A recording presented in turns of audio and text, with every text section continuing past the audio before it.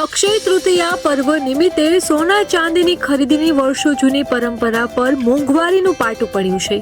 વૈશ્વિક સ્તરે geopolitical crisis અને આર્થિક મંદીની ભીતિ વચ્ચે સોનું છેલ્લા 4 માસમાં જ ₹20,300 મોંઘું થયું છે.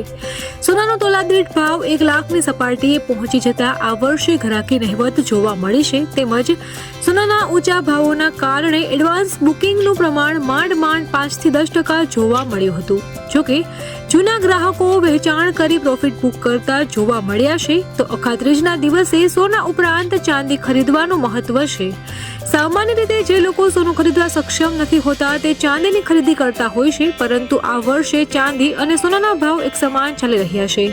ચાંદી પણ આજે ₹98,000 પ્રતિ કિલો પર ક્વોટ થઈ હતી, જેના પગલે મધ્યમ વર્ગના લોકો ચાંદીની ખરીદીમાંથી પણ બાકાત રહ્યા છે.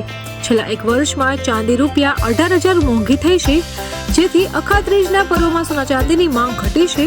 હવે આ માંગ ઘટવા પાછળના જો કારણની વાત કરીએ તો અમેરિકાના રાષ્ટ્રપ્રમુખ ડોનાલ્ડ ટ્રમ્પ દ્વારા ટેરિફ વોર અને ટ્રેડ વોરના કારણે સોના ચાંદીના ભાવોમાં અચાનક ઉછાળો આવ્યો છે. જીઓપોલિટિકલ ક્રાઇસિસે પણ કિંમતી ધાતુના ભાવોમાં તેજી લાવી છે.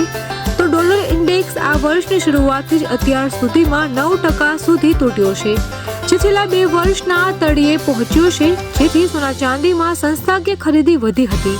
તો વિશ્વની સેન્ટ્રલ બેન્કોએ પણ સોનાની ખરીદી વધારતા ભાવમાં સતત ઉછાળો નોંધાયો છે.